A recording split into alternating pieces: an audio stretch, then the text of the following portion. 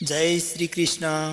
नमस्कार दोस्तों, मैं आपका मित्र सावर चौधरी आप सभी मित्रों का एक बार फिर से इस भक्ति के मार्ग में हार्दिक स्वागत करता हूं। आज के इस पावन वीडियो में हम बात करेंगे कलयुग के बारे में।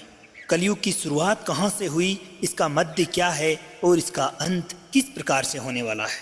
दोस्तों, आप और हम आज जिस युग में जी रहे हैं यही है कलयुग। आजकल घटित होने वाली घटनाओं को देखते हुए कलयुग को आज अगर हम काला युग भी कहें तो इसमें कोई अतिशयोक्ति नहीं होगी मित्रों। कलयुग की शुरुआत और उसमें जीवों का कल्याण, ये विषय भारतीय धर्म और दर्शन के अत्यंत महत्वपूर्ण और विचारणीय मुद्दे हैं। भगवान श्री कृष्ण ने श्रीमद् भगवत गीता में विशेष रूप से महाभारत के समय के संदर्भ में कलयुग के प्रभावों और उसमें मानवता के कल्याण के उपायों पर गहरे विचार विमर्श किए हैं।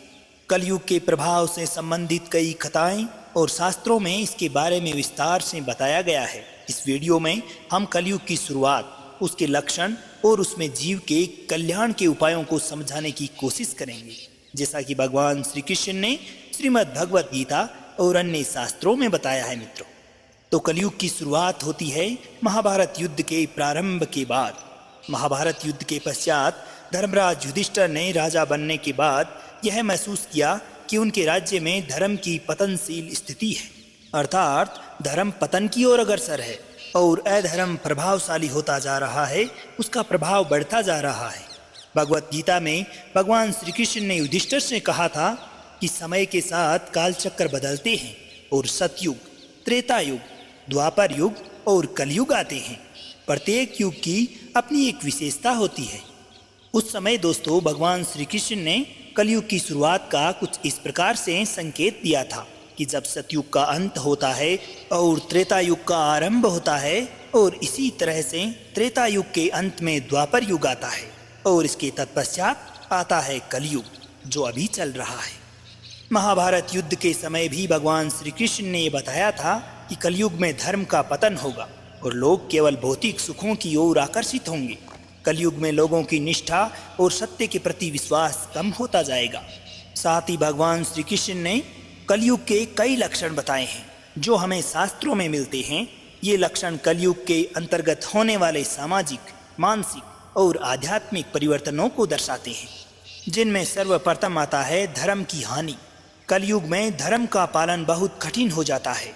लोग अपने स्वार्थ में इतने डूब जाते हैं कि वे सत्य और धर्म की अनदेखी करने लगते हैं, अधर्म का प्रचार करने लगते हैं। कलयुग में अधर्म की वृद्धि होती जाती है। लोग छल, कपट और झूठ का सहारा लेते हैं। समाज में नैतिक मूल्यों का पतन होता नजर आता है। इन्हीं के साथ साथ होता है मानवता का पतन। लोगों के बीच भाईचारे और प्रेम की भावना समाप्त होती जाती है। मानवता के मूल्य घटते जाते हैं और लोग केवल अपने और अपने व्यक्तिगत सुखों के लिए जीवन जीने लगते हैं। आध्यात्मिक पतन, कलयुग में आध्यात्मिकता का ह्रास होता है। लोग धार्मिक कर्मों और ध्यान की बजाय केवल और केवल अपने भौतिक सुखों के पीछे भागते हैं। इसी कलयुग में जीवन की कठिनाई और उथल पुथल बढ़ती जाती है। समाज में संघर्ष और अशांति की स्थितियां उत्पन्न होने लगती है, जैसा कि हम वर्तमान समय में देख ही रहे हैं।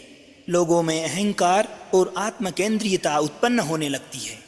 कलयुग में मनुष्य का अहंकार बहुत बढ़ जाता है और वह दूसरों के प्रति दया और करुणा को पूर्णतः खो देता है। तो दोस्तों, भगवान श्री कृष्ण ने इस प्रकार से कलयुग के कुछ लक्षणों को उजागर किया है।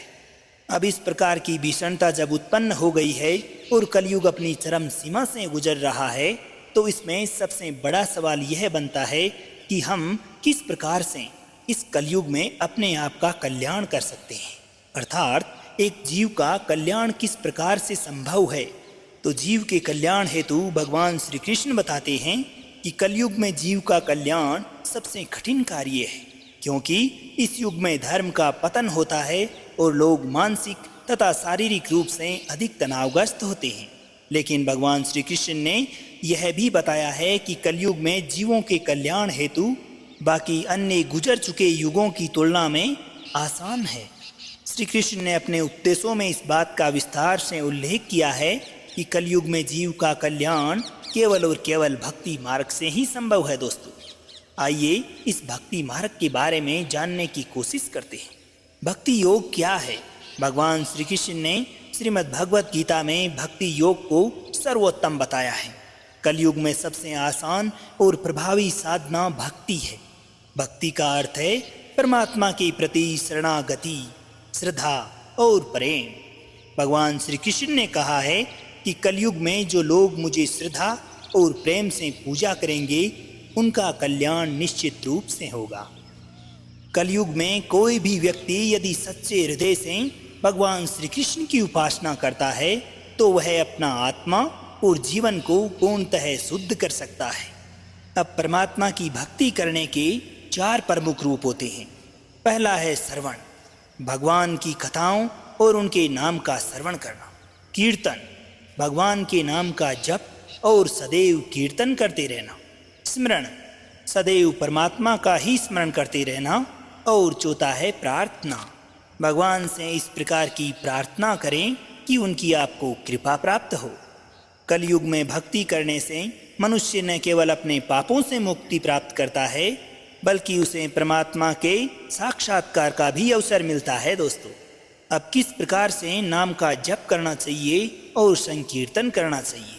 कलयुग के सबसे सरल और प्रभावी उपायों में से एक है हरे कृष्ण कृष्ण कृष्ण हरे हरे। नित्य भगवान श्री कृष्ण के इस दिव्य मंत्र का जाप ही कलयुग से पार उतरने के लिए काफ़ी है। दोस्तों, यह दिव्य मंत्र भगवान श्री कृष्ण के नाम का उच्चारण करके मनुष्य को शुद्ध करता है, उसे परमात्मा की प्राप्ति का मार्ग प्रशस्त करता है। भगवान श्री कृष्ण ने स्वयं इस मंत्र को अत्यधिक प्रभावशाली बताया है। इस युग में मनुष्य केवल भगवान के नाम का जप करके अपने पापों से मुक्ति प्राप्त कर सकता है और उसे शांति भी प्राप्त हो सकती है। इसके अलावा आता है ध्यान और साधना का मार्ग। कलयुग में ध्यान और साधना भी अति महत्वपूर्ण है। लोग रोजमर्रा की भागदौड़ भरी जिंदगी और तनाव से उभरने के लिए मानसिक शांति की खोज में लगे रहते हैं।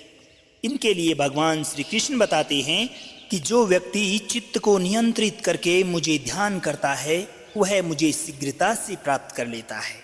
साधना और ध्यान के माध्यम से व्यक्ति अपनी आत्मा को शुद्ध करता है और परमात्मा से एकात्मता का अनुभव करता है। ध्यान करने से मानसिक शांति तो मिलती ही है तथा आत्मिक उन्नति भी होती है। इसके पश्चात आता है सत्संग और साधुओं की संगति का मार्ग। कलयुग में संतों और साधुओं का संग बहुत महत्वपूर्ण बताया है। भगवान श्री कृष्ण श्रीमद् भगवत गीता में बताते हैं कि जो व्यक्ति संतों का संग रखता है वह अपनी भक्ति को शुद्ध करता है और जीवन के उद्देश्यों को समझता है। सत्संग में सम्मिलित होने पर मनुष्य को भगवान की भक्ति, दर्शन और शिक्षाएं प्राप्त करने से उसका जीवन संवर जाता है। भगवान श्री कृष्ण ने कलयुग में जीव के कल्याण के लिए सर्वजन हिताय का मार्ग प्रशस्त किया है। यह मार्ग दूसरों की सेवा और दया का है। दोस्तों, जो व्यक्ति दूसरों की मदद करता है, सहायता करता है, समाज में शांति और समृद्धि लाने के लिए कार्यरत रहता है, वही व्यक्ति अपने जीवन में सफलता को प्राप्त करता है। इस प्रकार से दोस्तों, इस काल रूपी कलयुग से एक जीव किस प्रकार से अपना कल्याण कर सकता है, इसके लिए भगवान ने बहुत से मार्ग प्रशस्त किए हैं। इनमें से जो मार्ग आपको उचित और आसान लगे उसी का अनुसरण करते हुए अपने आप को इस कलयुग से पार लगा सकते हैं। हालांकि कलयुग में जीवन कठिन और संघर्षमय जरूर है, लेकिन भगवान श्री कृष्ण ने इसके बावजूद भी हमें जीवन जीने का मार्ग बताया है।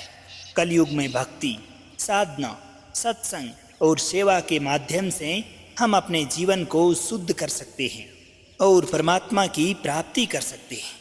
भगवान श्री कृष्ण के उपदेशों का पालन करके हम कलयुग में भी जीवन के सर्वोत्तम उद्देश्य की प्राप्ति कर सकते हैं और आत्मिक उन्नति की दिशा में कदम भी बढ़ा सकते हैं। कलयुग में जहाँ हर तरफ अधर्म और असत्य का प्रभाव है, वहीं भगवान श्री कृष्ण की उपासना और भक्ति हमें सही मार्ग दिखाती है और हमें परम सुख, शांति और आत्मा की मुक्ति की ओर अग्रसर करती है। तो दोस्तों, ये थे भगवान श्री कृष्ण द्वारा इस कलयुग में जीने वाले जीवों को अपने आप को पार उतारने के कुछ उपाय। तो सार रूप में हमारे यही समझ आता है दोस्तों कि अगर कलयुग में एक जीव का कल्याण करना है, हम अगर अपना कल्याण चाहते हैं तो भगवान का नाम ही काफ़ी है। परमात्मा की भक्ति और उसके नाम का जप हमें इस कलयुग रूपी भवसागर से पार उतार देगा। तो दोस्तों, ये था एक छोटा सा वीडियो जिसमें भगवान श्री कृष्ण के विचार जो कलयुग से संबंधित हमारे जीवन में बहुत उपयोगी है, उनको मैंने आपके साथ साझा करने का एक छोटा सा प्रयास किया है। अगर वीडियो पसंद आई हो तो इसे अपने दोस्तों, सगे संबंधियों, रिश्तेदारों तथा माताओं बहनों के साथ में भी ज़रूर साझा करें, ताकि उन्हें भी इस कलयुग के दुष्प्रभावों का आभास हो सके और किस प्रकार से सफलतापूर्वक इस बंधन से मुक्त हुआ जा सकता है, इसका ज्ञान हो सके। तो दोस्तों, अब आज्ञा दीजिए आपके मित्र सामर चौधरी को। मिलते हैं किसी अन्य ज्ञानवर्धक वीडियो के साथ। जब तक के लिए खुश रहिए, मुस्कुराते रहिए, जीवन में आगे बढ़ते रहिए और प्रेम से बोलिए श्री राधे राधे।